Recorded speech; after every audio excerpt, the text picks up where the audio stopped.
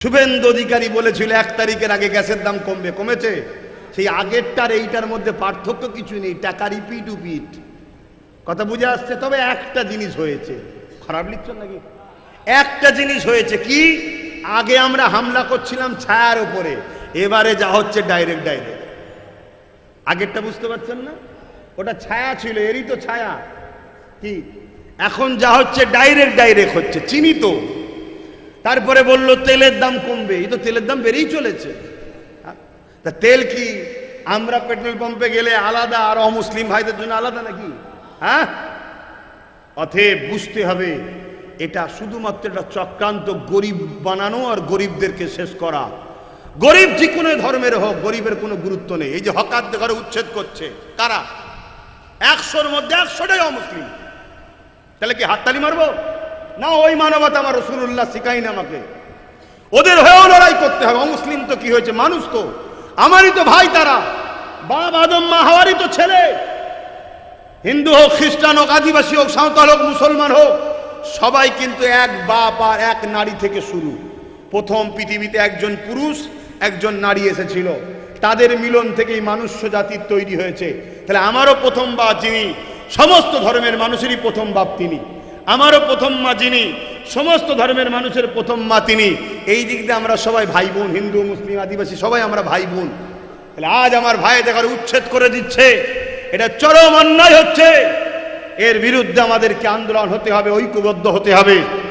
আমাদেরকে ওই অসহায় গরিব দুঃখী অমুসলিম ভাইদের পাশে, হকারদের পাশে দাঁড়াতে হবে। কেন, তাদেরও সন্তান আছে, পরিবার আছে, বাচ্চা আছে। তাদেরকে উচ্ছেদ কোনোভাবে, এটা আইন সংযুত নয়, এটা আইন সঙ্গত নয়, এটা আইন বিরোধী কাজ হচ্ছে। হ্যাঁ, রাষ্ট্রের যদি প্রয়োজন হয় রাস্তা চওড়া করার, রেল বাড়াবার, তার আগে নিয়ম আছে। তাকে 6 মাস সময় দিতে হবে, তাকে অন্য পুনর্বাসন দিতে হবে, তার রুজির ব্যবস্থা করে দিতে হবে, দিয়ে তাকে বলতে হবে তুমি এই জায়গা খালি করে ওখানে যাও, তারপরে তাকে উচ্ছেদ করো। কিন্তু সেসব প্রক্রিয়া সিস্টেম সব নাই। আর এর জন্য সব কিছু শেষে আমি দোষ দেবো আমার কওমকে। কেন, আল্লাহ আমাদেরকেই খলিফা করে পাঠিয়েছে জমিনের ওপরে, আমরাই প্রতিনিধিত্ব করতে এসেছি, আমরাই জাস্টিস তৈরি করতে এসেছি এখানে। কিন্তু আজ আমরাই তো জুলুমের সাথে সাথ দিয়ে বসে আছি।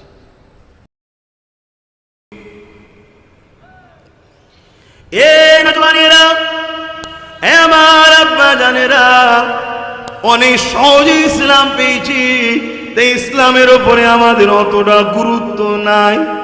জন্মে দেখেছি আজান হচ্ছে, তাই আজানের বিরোধী হলো আমাদের কিছু যায় আসে না। জন্মেই দেখেছি মসজিদ 4-5টা এলাকায়, তাই মসজিদ ভেঙেছিল, আমাদের কিছু যায় আসে না। জন্মেই দেখেছি বাপ মা এমন করে কোরআন তেলাওয়াত করছে, তাই কোরআনের বিরোধী কেউ বললে আমাদের কিছু যায় আসে না। কেননা আমরা সহজে পেয়েছি। মনে রাখবেন, ইসলাম কাকে বলে? ইসলাম ইনসাফের নাম, ইসলাম ইনসানিয়াতের নাম, ইসলাম মানবতার নাম, ইসলাম প্রেমের নাম, ইসলাম ঐক্যের নাম, ইসলাম ক্ষুধার্ত মানুষকে খানা দিবার নাম, ইসলাম বস্ত্রহীনকে বস্ত্র দিবার নাম, ইসলাম জুলুম মুক্ত সমাজ গড়ার নাম, ইসলাম সন্ত্রাস মুক্ত সমাজ গড়ার নাম, ইসলাম ন্যায় প্রতিষ্ঠিত করার নাম, ইসলাম মা বাপকে সম্মান দিবার নাম, ইসলাম নারীদের অধিকার দিবার নাম, ইসলাম বঞ্চিত মানুষকে তার বঞ্চনা থেকে ফিরিয়ে তার অধিকারকে পাইয়ে দিবার নাম। এক কথায় দাসত্ব প্রথাকে মিটিয়ে দিয়ে মানুষ জাতিকে আজাদ করে দিবার নাম ইসলাম। আজ আমরা সে ফাঁদে পড়িনি, তাই আমাদের গুরুত্ব ইসলামের উপরে অনেক কম।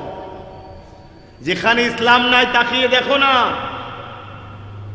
বাপ মেয়েকে বিয়ে করছে, মাফ করবেন যেটা হাকিকাত বলতে হবে, তো ভাই বোনকে বিয়ে করছে, ছেলে মাকে বিয়ে করছে। যেখানে ইসলাম নাই দেখো না, প্রতিটা সেকেন্ডে ধর্ষণ হচ্ছে।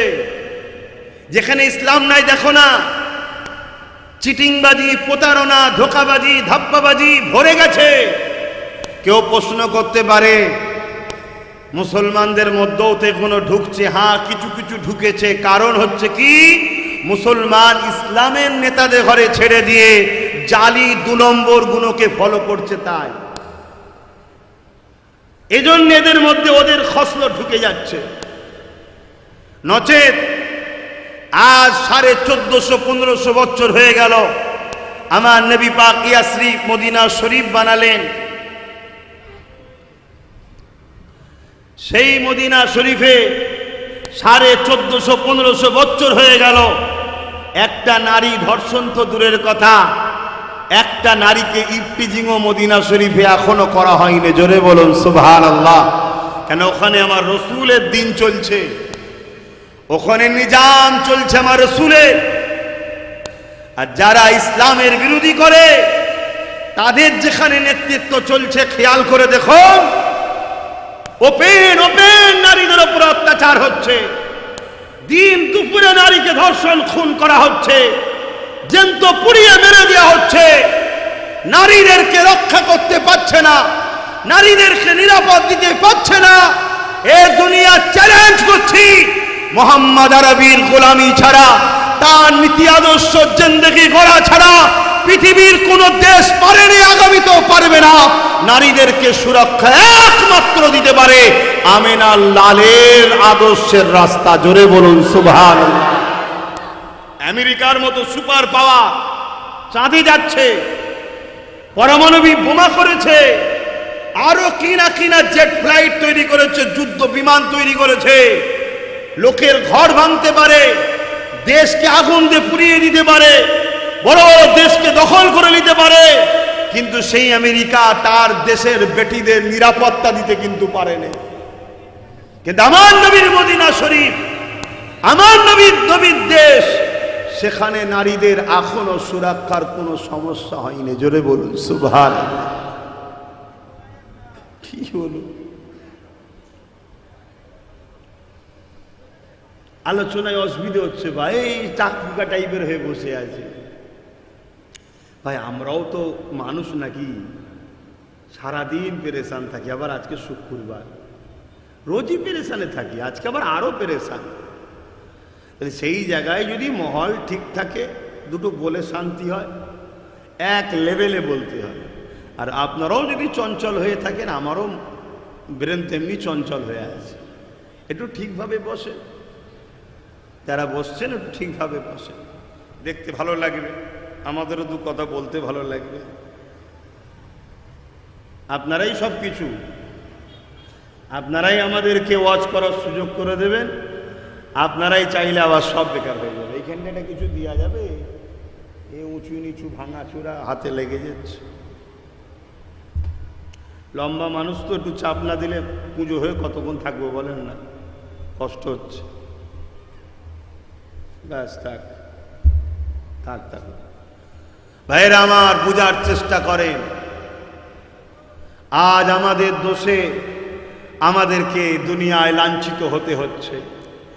আমরা তো লাঞ্ছিত হচ্ছি, এবারে আমাদের ধর্মকে টার্গেট করা হচ্ছে। অথচ আমার নবী কতটা কষ্ট করেছেন।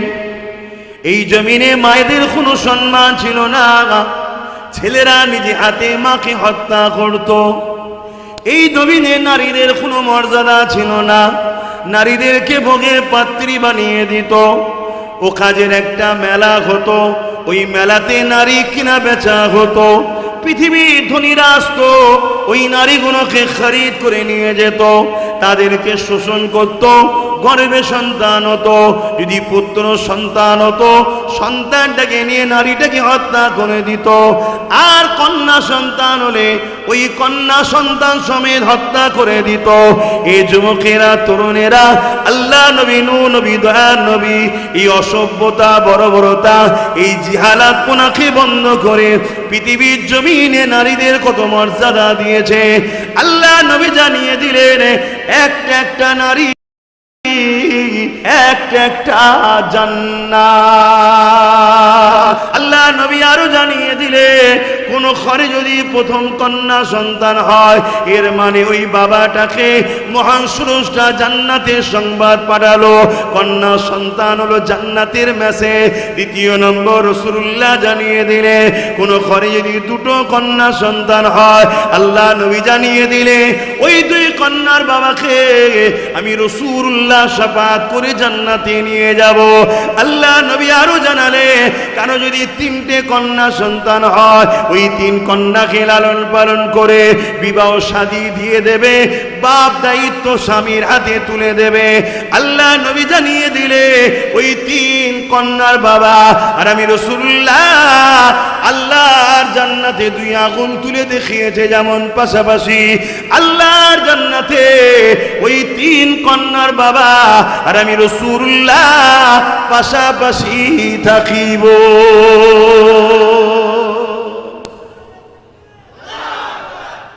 আল্লাহ। আর আজকে সেই ইসলামকে শুনতে হচ্ছে কি, ইসলামে নাকি নারীদের কোনো মর্যাদা নাই, এমন কি বলছে ইসলামে নাকি নারীদের সঙ্গে মানে রেপ করা নাকি ভালো কাজ। শুনেছেন না শোনেন না? এখন সে আবার মন্ত্রী হয়েছে আমার রাজ্যে, তা আমাদের কপাল ফাটবে না ভালো থাকবে? এই সব আনারি মূর্খগুলো যদি নেতা মন্ত্রী হয়, তাহলে সমাজ ভালো থাকবে না খারাপ হবে? কথা বলে কেন বললাম? ও তো আকাট মূর্খ, ও তো ইসলাম সম্বন্ধে কিছু জ্ঞানই নাই, কোনো নলেজ নাই, শুধু একটা সম্প্রদায়কে গরম করে ভোট নেবে বলে এইসব কথা বলে বেড়াচ্ছে। অথচ ইসলাম জানাচ্ছে যে প্রত্যেকটা পুরুষের জান্নাত হলো নারীর পায়ের তলাতে। জোরে বলুন সুবহানাল্লাহ। ওই নারীটাকে ওই পুরুষের মা। আমার জান্নাত কোথায়? আমার মায়ের পায়ের তলায়। আপনাদের জান্নাত কোথায়? আপনাদের মায়ের পায়ের তলায়। মা নারীর জাত না পুরুষের জাত? তাহলে নারীদেরকে ইসলাম কত মর্যাদা দিয়েছে, আর সেই ইসলাম নিয়ে কেমন নোংরা কটূক্তি করছে দেখেছেন? এরপরও সে আবার কি হয়? মন্ত্রী হয়। শুনছেন তো নাকি? এর জন্য আমাদের দোষ আছে না নাই? আমাদের দোষ আছে। কি দোষ? আমাদের ওপরে আল্লাহ জালিমকে বলি আমাদেরকে বিচার করছে কেন আমরাও নিজেদের ডিউটিকে ছেড়ে দিয়ে জুলুমের সাথে হাত মিলিয়েছিলাম।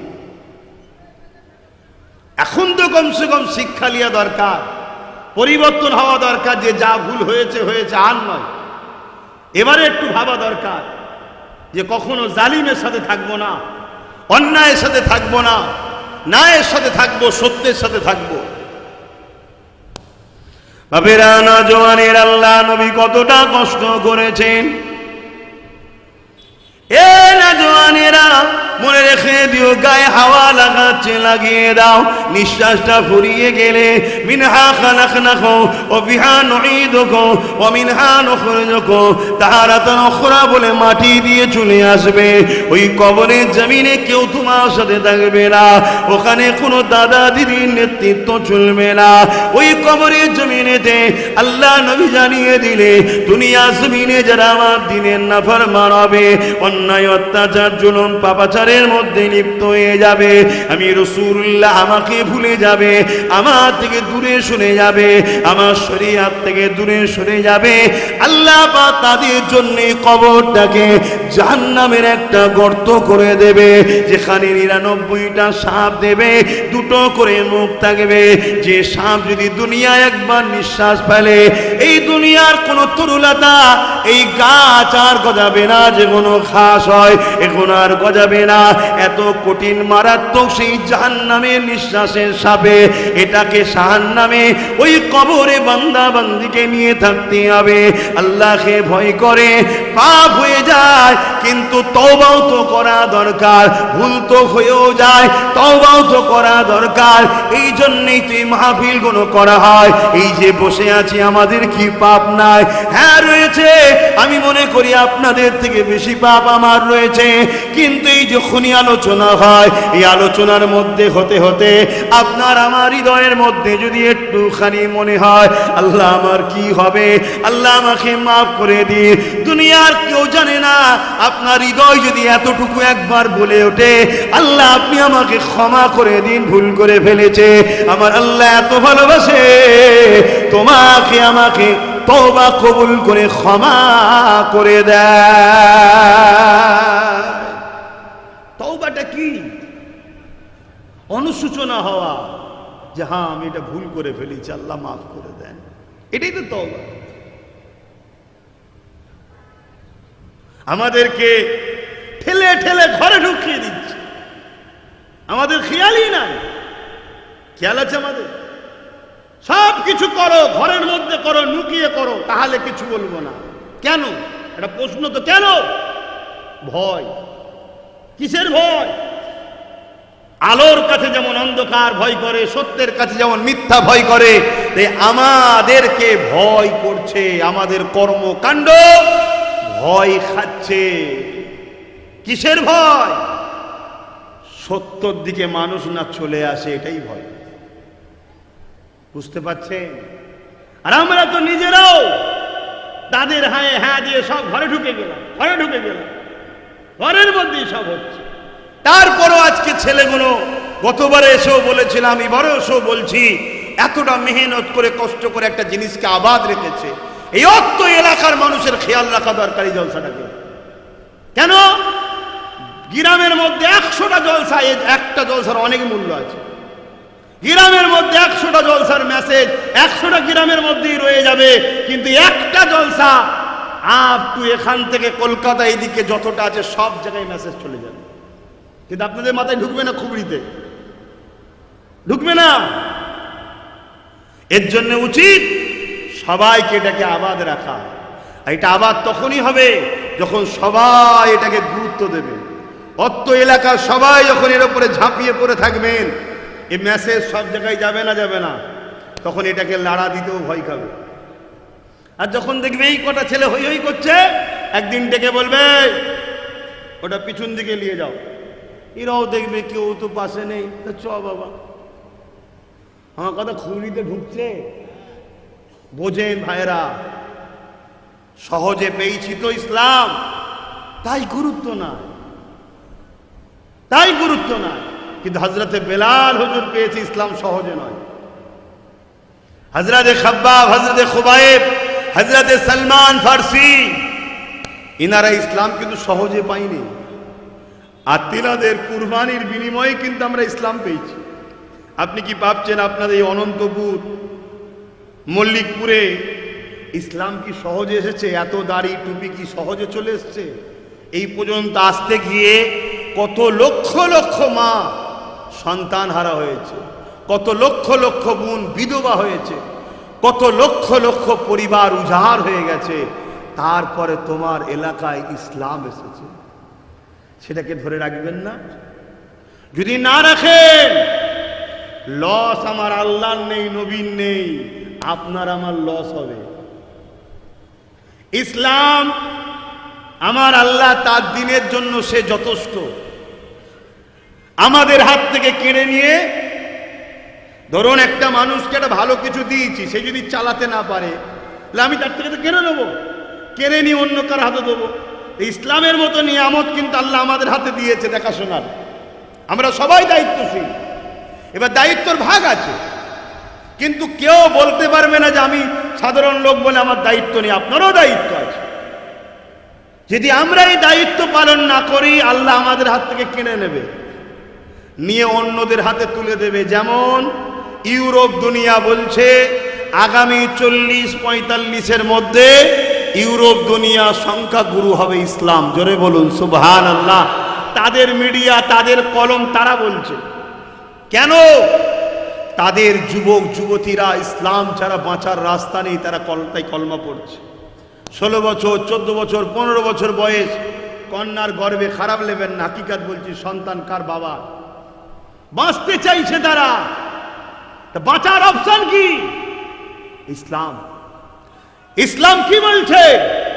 তুমি যদি তোমার মেয়ের ঘরে প্রবেশ করো, আগে বাইরে থেকে সালাম দাও, ইজাজত দিলে তারপরেও যাও। এমনকি তোমার মেয়ে যদি একা থাকে, তুমি সেখান থেকে দূরে থাকো। কেন? তোমার আর তোমার মেয়ের বীজখানে শয়তান আছে। এগুলোকে মেনটেন আমরা করি না, কিন্তু এটা ইসলাম। বাবেরা, নওজোয়ান তরুণেরা, আসেন আমার নবী পাক কত কষ্ট করে ইসলামের জন্য শোনে। এমনও দিন গেছে আল্লাহ নবী এই দিনের মাসে প্রচার করার জন্য জালিমরা আমার নবী পাকের উপরে আঘাত দিয়েছে, আমার নবী পাককে অনেক কষ্ট দিয়েছে। এমনকি আমার নবী পাকের জন্য কুয়া পর্যন্ত খুঁড়েছে, যাতে করে আমার নবী পাক ওই কুয়াতে পড়ে যায়। আবু জেহেল, উতবা, সাইবা, আবু লাহাবরা ওই কুয়া চাপা দিয়ে আমার নবী পাককে শহীদ করে দেবে। কিন্তু আল্লাহ পাকের মর্জি তো যেটা সেটাই হবে। ওই কুয়াতে আবু জেহেলই পড়ে গেছে। দুনিয়া থেকে রশি নিয়ে আসা হচ্ছে, ওই রশিতে কোনোভাবে কম পড়ে যাচ্ছে, কোনো দিক দিয়ে কমন করে আবু জেহেলকে উঠাতে পারছে না।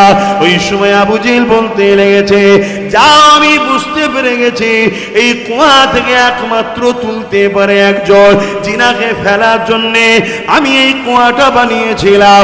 আমার মুহাম্মদ রাসূলুল্লাহকে ডেকে নিয়ে আসো। আল্লাহ নবীকে ডাকা হলো। নবী পাক এসে জিজ্ঞাসা করতে লেগেছে, চাচা যান, এখানে কুয়া কোথা থেকে এলো, আর এই কুয়ার মধ্যে আপনি কি করে পড়লে? আবু জেহেল বলতে লজ্জা করছে। আবু জেহেল নিচে থেকে বলতে লেগেছে, এ মুহাম্মদ রাসূলুল্লাহ, আপনি যদি আমাকে কুয়া থেকে তোলে আমি আপনার কথা মেনে নেব, ঈমানের কালেমা পড়ে নেব। এই কথা যখনই বলল আল্লাহ নবী হাতটা বাড়ালে, যেখানে এত রশি দিচ্ছে কম পড়ে যাচ্ছে, নবী পাক হাতটা বাড়ালে আর আল্লাহ পাক জমিনকে হুকুম করে দিল, আবু জেহেলকে তলা থেকে ঠেলে আমার হাবিবের কাছে তুলে দে। জমিন আস্তে আস্তে আস্তে যেমন পানি ভূমিকম্প সময় ফলে দেখেছেন কি জানি না, ওই সময়তে আমার নবী পাক হাতটা পেয়ে গেল, আবু জেহেলকে টেনে কুয়া থেকে তুলে দিল। এই দৃশ্য দেখে ওখানে যারা আবু জেহেলের বাহিনী ছিল তারা ঈমানের কালেমা পড়ে ইসলাম কবুল করে নিলে, নবী পাকের নেতৃত্ব মেনে নিল। কিন্তু আবু জেহেল মানল না। আবু জেহেল আমার নবী পাককে জাদুকর বলে অপমান করলো। এত সহজে হয়নি।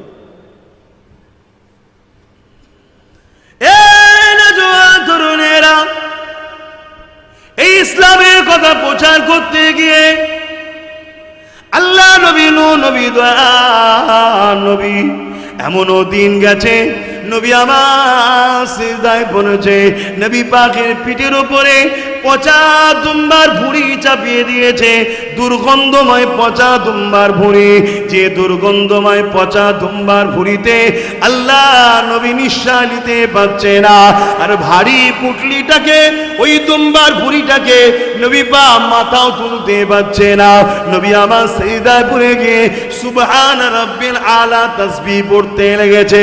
আল্লাহ নবীর কলিজা টুকরি খাতুনে জান্নাত ফাতেমা তাজহারা রাদিয়াল্লাহু তাআলা আনহা যখন দেখতে পেলে, তিনি আগিয়ে এসে আমার নবী পাকের পিঠ মুবারক থেকে ছোট ছোট দুটো হাত দিয়ে ওই পচা দুম্বার ভুঁড়িগুলোকে নামিয়ে দিতে লেগেছে। এ যুবকেরা, তরুণেরা, বাপেরা, আমার নবী পাক মাথা খানা তুলল।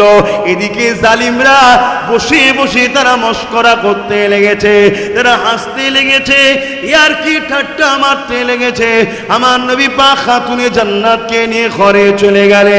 আবার পরের দিন নবী পাক যখন আল্লাহ পাকের সিজদায় পড়েছে, জালিমরা আবার নবী পাকের পিঠে দুম্বার ভুঁড়ি চাপিয়ে দিয়েছে। একদিনে এত দুম্বার ভুঁড়ি চাপিয়েছে, আল্লাহ নবী পুরো ঢাকা পড়ে গেছে, নবী পাক নিঃশ্বাস নিতে পারছে না। কিন্তু জীবন তো আল্লাহর কুদরতি হাতে, আল্লাহ পাকের হুকুম না হলে তো মৃত্যু হবে না। এ যুবকেরা, তরুণেরা, বাপেরা, এই অবস্থাতে খাতুনে জান্নাত তখন ছোট ছিলেন, আব্বা জানকে খুঁজতে লেগেছে। ওই পচা দুম্বার ভুঁড়ি জড়ো করা দেখে বুঝতে পেরেছে জালিমরা এখানে আমার বাপকে সিজদায় পড়ে চা ঢেকে রেখে দিয়েছে। এই দুম্বার ভুঁড়িগুলোকে বড় কষ্ট করে সরিয়েছে। তারপরে সেখান থেকে আমার নবী পাক মাথা তুললে নিঃশ্বাস নিতে শুরু করলে। এ যুবকেরা, তরুণেরা, এই দৃশ্য দেখে খাতুনে জান্নাত থাকতে পারলেন না। তিনি সিজদায় পড়ে গিয়ে চোখের পানি ছেড়ে দিয়ে আল্লাহ পাকের কাছে বদদুয়া করতে লাগলেন, আল্লাহ যারা আমার আব্বাকে কষ্ট দিতে লেগেছে আল্লাহ পাক আপনি তাদের বিচার করুন। যখন এই কথা বলেছে সঙ্গে সঙ্গে আল্লাহ নবী হযরত ফাতেমা হুজুরের মুখে হাত দিয়ে দিয়েছে। এ ফাতেমা বদদুয়া করো না মা, তুমি আমার শরীরের টুকরো মা, তোমার দোয়া তোমার বদদুয়া আল্লাহ কবুল করে নেবে, উম্মাহ ধ্বংস হয়ে যাবে। কাদের কাছে আমি রাসূলুল্লাহ দিনের মেসেজ দেব, আমার উম্মত জাহান্নামী হয়ে যাবে। মা বদদুয়া করো না মা, মা তুমি বদদুয়া করো না। এ যুবকেরা তরুণেরা বাপেরা, আমার রাসূলুল্লাহ আমাদেরকে কতটা ভালোবেসেছে, আর সেই নবীর উম্মত দাবিদার। নবীর কোরআনের মাহফিল, নবীর দ্বীনের মাহফিল আজকে শেষ হয়ে যাচ্ছে।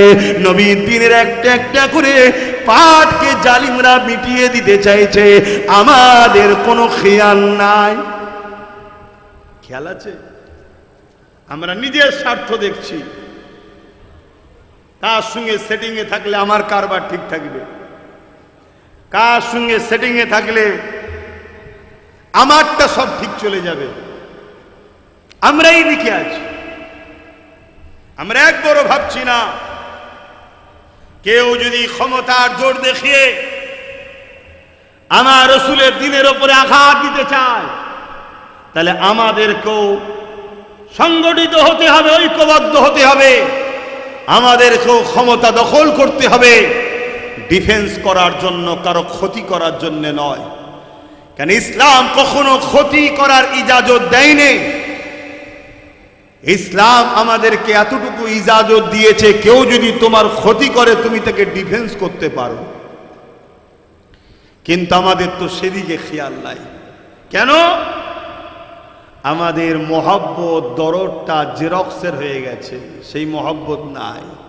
যে মহব্বত সাহাবা হুজুরদের ছিল, যে মহব্বত ওলি আউলিয়াদের ছিল, সেটা আজ আমাদের হালকা হয়ে গেছে। আর মনে রাখবেন, প্রথমেই বলেছি, ইমানদার ছাড়া একটা কেউ জান্নাতে যাবে না। আর ইমানদার যত বড়ই গুনাহ করে ফেলুক না কেন, ও মাফ চাইলে আল্লাহ তো মাফ করে দেবেন। যদি মাফ দুনিয়াতে নাও হয়, আখিরাতেও আল্লাহ বিচারের দিনও মাফ করে দিতে পারেন। সেদিনও যদি মাফ না হয়, জাহান্নামে দিয়ে যতটুকু পাপ করেছে মাফ করিয়েও ঈমান থাকার দরুন একদিন না একদিন জান্নাত যাবেই। জোরে বলুন সুবহানাল্লাহ। আর যার ঈমান নেই তার কোনো দাম নাই। মুসলমান আলাদা জিনিস আর মুমিন মুসলমান আলাদা জিনিস। উদাহরণস্বরূপ বলছি, এই যে হাজী সাহেবরা সব হজ করতে গেছেন, এবার মনে রিটার্ন আসছেন, আল্লাহর মেহমান নবীর মেহমানরা সব ঘরে ফিরছেন। আল্লাহ তেনাদের হজকে কবুল করেন, তিনাদের হাতে আমাদেরও চাওয়া পাওয়া কবুল করেন, বলুন আল্লাহুম্মা আমিন। কিন্তু মনে রাখবেন, দুনিয়ায় এক দেশ থেকে আর এক দেশে যেতে গেলে ভিসা ছাড়া কেউ যেতে পারবে? বলুন না গো। পাসপোর্ট থাকলেও হবে না, ভিসা লাগবে। মুসলমান এটা হলো পাসপোর্ট। ওই মুসলমানের পাসপোর্টে ভিসা লাগাতে হবে, তবে দুনিয়ার দেশ থেকে জান্নাতের দেশে যাওয়া যাবে। ওই ভিসাটা হলো এখান থেকে মুহাম্মদ আরবি সাল্লাল্লাহু আলাইহি সাল্লামকে জানের থেকে বেশি ভালোবেসে আদবের সাথে মেনে লিওয়া। জোরে বলুন সুবহানাল্লাহ। কত কষ্ট দিয়েছে আমার নবী পাককে। আবু জেহেল কম চেষ্টা করেছে আমার নবী যাতে দ্বীনের প্রচার করতে না পারে। আজকে আবু জেহেলের উত্তরসূরিরা চাইবে না? চাইবে না? চাইবে, স্বাভাবিক।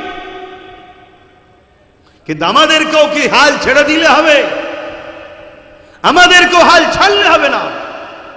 তাতে যদি আল্লাহর এই লড়াইতে আমার মৃত্যু নসিবে থাকে, নিজেকে ধন্য মনে করো। মরণ তো কুকুরেরও হয়, মরণ তো গরু ছাগলেরও হয়, আর মরণ তো চুরি ডাকাতি করতে গিয়েও হয়, মরণ তো নেশা করে রাস্তায় পড়ে মরণ হয়, মরণ বিভিন্ন ভাবে হয়। কিন্তু ওই মরণটা কতটা সুন্দর, যে মরণটা জমিনের উপরে ন্যায় সত্য সাম্য শান্তি প্রতিষ্ঠিত করতে গিয়ে, অর্থাৎ দিনের জন্য লড়াই করার জন্য মরণ হয়েছে। জোরে বলুন সুবহানাল্লাহ। একটু সরে সরে আসবে না, ডিস্টার্ব যারা আসার ঠিক চলে আছে, দেখলেন না কোথা থেকে এসে এখানে জুটে গেল। কথা বুঝছেন না? যে আসার ঠিক আছে। কিছু লোক আছে বিরিয়ানির খদ্দের, আমার মাইকলা ভাই হাসছে। আর যে বসার দেখলেন না ডিঙ্গিয়ে ডাঙ্গিয়ে এলো, এগুলো দিল নাকি? ঠিক আছে। আর যেগুলো বিরিয়ানির খদ্দের তাদেরকে তুমি হাতে পায়ে ধরেও আনতে পারবে না। জলসা আজ থেকে করছি না, 15 বছর হচ্ছে। হায় হায়, অথচ খাওয়াবে যে আল্লাহ, সেই আল্লাহর কথাই শুনতে চাইছি না। যাক, আল্লাহ ওদেরকে হেদায়েত করুন, বলুন আমিন। এছাড়া আর কি বলতে পারি? বাপেরা আমার নবী পাককে কত কষ্ট দিয়েছে। এমনও দিন গেছে আল্লাহ নবীকে বয়কট করেছে। নবী পাক সাল্লাল্লাহু আলাইহি ওয়াসাল্লাম পাহাড়ে চলে গেছে, গাছের পাতা ফলমূল খেয়ে জীবন ধারণ করেছে। রাতের অন্ধকারে মানুষের দরে দরে দরে দরে গিয়ে বুঝিয়েছে, জুলুম করো না, জুলুমের সাথ দিও না, গরিবকে লুটো না, গরিবকে যারা লোটে তাদের সাথ দিও না। এগুলো ইসলাম রে বাবা। আপনি ভাবছেন এ কোনো রাজনীতি না, এগুলো ইসলাম। কথা বুঝে আসছে? এটা ইসলাম। আল্লাহ নবী বলেছেন, বাবারা তুমি যদি অসহায়কে আশ্রয় দাও, কিয়ামতের দিনে তুমি যখন অসহায় হবে, আমার আল্লাহ তার রহমত তোমাকে আশ্রয় দেবে। জোরে বলুন সুবহানাল্লাহ। এ বিষয়ে একটা ছোট্ট কথা বলি। কিয়ামত যেদিন ঘোষণা হয়ে যাবে, বিচারের দিন যেদিন হবে, আল্লাহ পাক একটা বান্দাকে উঠাবে, ওরে আমার বান্দারে আমাকে হিসাবটা দে। এ যুবকেরা, ওই বান্দা তখন বলতে লাগবে, আল্লাহ পাক আপনি আমার কাছে হিসাবটা নেবেন না। আমি দুনিয়ায় কোনো ভালো কাজ করিনি, শুধু অন্যায় অত্যাচার, শুধু অন্যায় করেছে, খারাপ কাজ করেছে, ভুল করেছে। আল্লাহ আপনি আমাকে গোপনে গোপনে জাহান্নামে দিয়ে দেন, আমার কাছে আপনি হিসাবটা নেবেন না। আল্লাহ পাক বলবেন সেদিন, লা তাখনাতু মির রাহমাতিল্লাহ, আমার রহমত থেকে নিরাশ হয়ে যাস না বান্দা, তোর আমলনামাটা একবার দেখা। আল্লাহ পাক কুদরতি ভাবে তার আমলনামা দেখবে, প্রতিটা লাইনে পাপ অন্যায় ভুলে জিন্দেগি দেখতে দেখতে দেখা যাবে বান্দার একটা মাত্র ভালো কাজ পাওয়া গেছে। যে ভালো কাজটা দেখে রহমান রহিম আল্লাহ রহমতের দরিয়ায় জোশ মেরে উঠবে।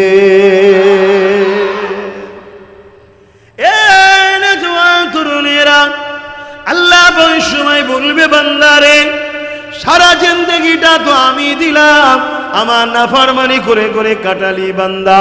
বান্দা দুটো হাত আমি দিলাম, দুটো পা আমি দিলাম, দুটো চোখ আমি দিলাম, দুটো কান আমি দিলাম, জবানে কথা আমি দিলাম, কিডনি হার্ট আমি দিলাম। ওরে আমার বান্দারে, তোকে আমি সুন্দর করে আশরাফুল মখলুকাত বানালাম। সব থেকে শ্রেষ্ঠ মখলুক হলো মানুষ। সব থেকে শ্রেষ্ঠ মখলুক কে? মানুষ। আজকে সে মানুষ কত নিচই চলে যাচ্ছে, বুঝতে পারছেন তো? সেই মানুষ কত নিচই যাচ্ছে। গু গোবরও খাওয়া আজকাল বাদ দিচ্ছে না। কিসের অভাব? সভ্য শিক্ষার অভাব। শুধু শিক্ষা নয়, কি শিক্ষা? সভ্য শিক্ষা। নিজেকে চিনতে না পারার অভাব। কত নিচেই চলে যাচ্ছে। মানুষ হলো শ্রেষ্ঠ। সেই মানুষ এমন এমন নেশা করছে, নেশা করে রাস্তার ধারে পড়ে আছে, আর কুকুরে তার মুখে মুখছে। চিন্তা করুন কত নিচুই নামছে মানুষ। মানুষই হলো শ্রেষ্ঠ, আশরাফুল মখলুকাত। চাঁদের থেকেও দামি মানুষ, সূর্যের থেকেও দামি মানুষ, পাহাড় পর্বত যা কিছু আছে, এমনকি ফেরেশতার থেকেও দামি আল্লাহ মানুষকে বানিয়েছে। জোরে বলুন সুবহানাল্লাহ। আজকে সেই মানুষ আমরা কি করছি? বাপেরা, নওজোয়ান তরুণেরা, ওই সময় বান্দাকে আল্লাহ পাক বলবে, বান্দারে কিন্তু তোর একটা ভালো কাজ পেয়েছি, যে কাজটা দেখে আমি আল্লাহ তোর উপরে বড় রাজি খুশি হয়ে গেছি। এ বান্দা তুই কোথায় যাবি বল? বান্দা একটা সুন্দর উত্তর দেবে সেদিন। কি উত্তর দেবে? আল্লাহ আপনি যদি দয়া করেন আপনার দয়ার বিনিময়ে জান্নাতে যাব।